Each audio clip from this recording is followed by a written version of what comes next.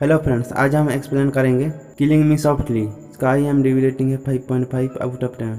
Film की शुरुआत होती है और कुछ लोग हैकिंग कर रहे होते हैं और हैकिंग करते हुए एक्सीडेंट हो जाता है और सब लोग मर जाते हैं। इसके बाद हम एक एलिस नाम की लड़की को देखते हैं। ये जो मूवी है इसका स्टोरी हमें एलिस ही बता रही है।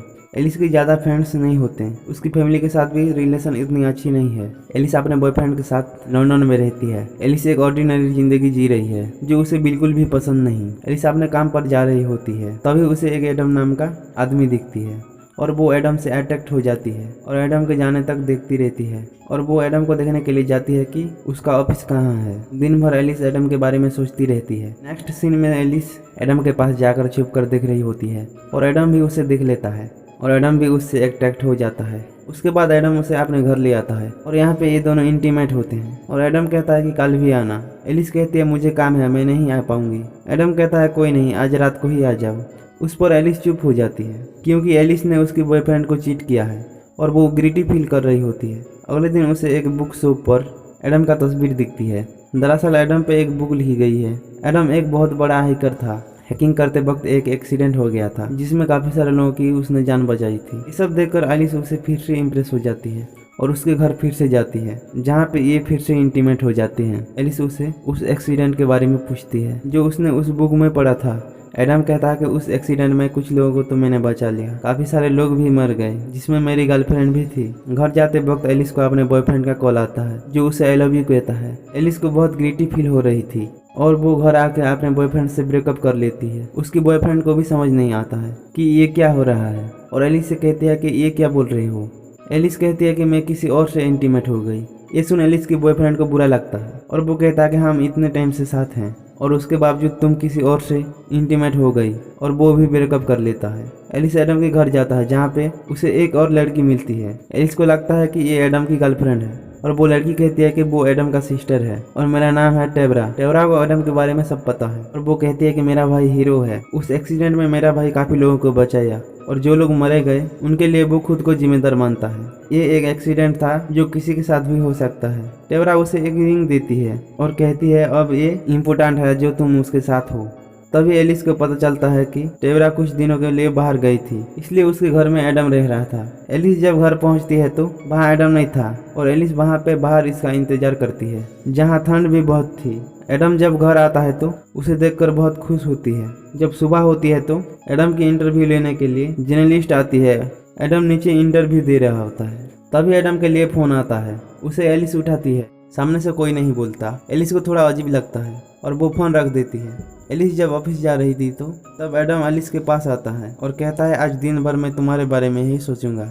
एलिस कहती है मैं भी। इसके बाद एलिस अपने दोस्त के साथ मिलती है और बताती है कि वो एडम के साथ बहुत खुश है और इसकी ज़िंदगी पूरी तरह से बदल चुकी है। उसकी दोस्त कहती है कि ये सिर्फ अट्रैक्शन है, ये अच्छी रिलेशन होगी, ये कहना अभी ठीक नहीं है।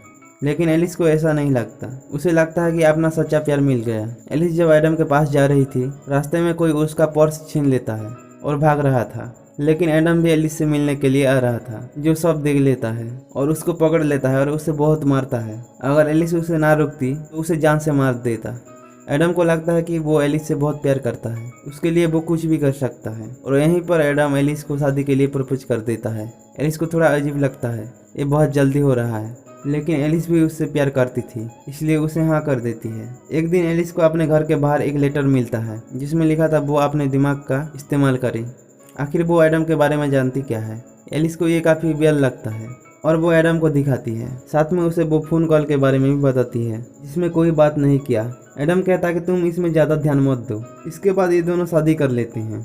एडम प्लान बनाता है कि अपने शादी को शानदार बनाने के लिए हाइकिंग के लिए जाएगा। कपड़े चेंज करते वक्त एलिस जब न्यूड होती है तो एडम उसकी फ़ोटो निकालना चाहता है। एलिस शर्मा रही थी, फिर भी वो फ़ोटो निकालने के लिए कहती है। फ़ोटो लेने के बाद एडम एक फ्लायर गन से हवा में फायर करता है। एलिस उसे पूछती है तुम्हें ये गन कहाँ से मिला। एडम कहता है ये फ्लायर गन है और यहाँ पे चर्च गेट में रहती है।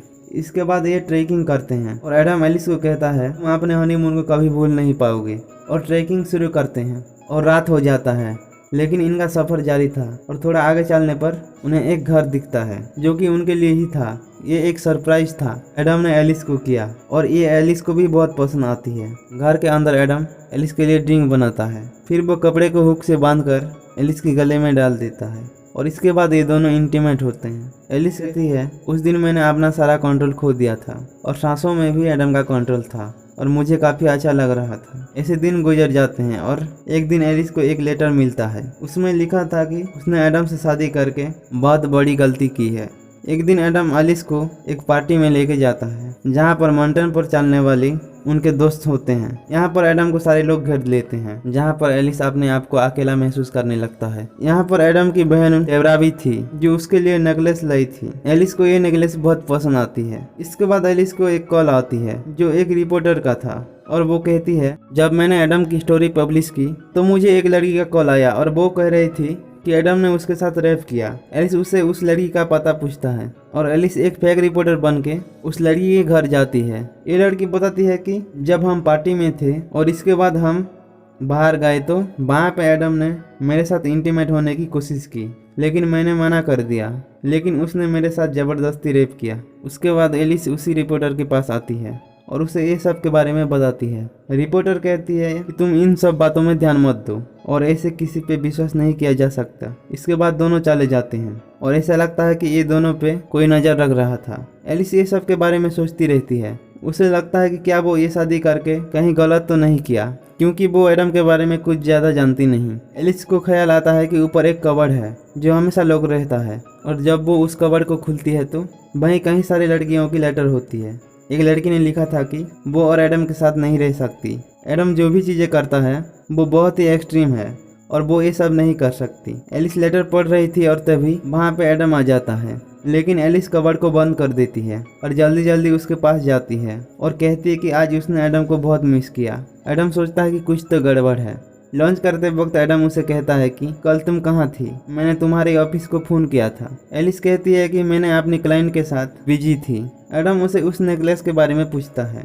एलिस कहती है कि ये तुम्हारी बहन ने ही दिया है। एडम उसे काफ़ी सारी सवाल जवाब करता है जिससे एलिस चिढ़ जाती है। यहाँ पर एडम का दोस्त आता है और इंटरव्यू के लिए एडम को ले जाता है। उसके बाद एलिस उन लेटर को पढ़ना शुरू कर देती है और उसमें लिखा होता है कि वो ब्रेकअप करना चाहती है। एलिस उस लेटर के जरिए उस लड़की के घर पहुंच जाती है जहां पर उसकी मॉम कहती है कि वो पिछले 8 महीने से घर आई नहीं। लड़की की मदर उस लड़की की तस्वीर दिखाती है।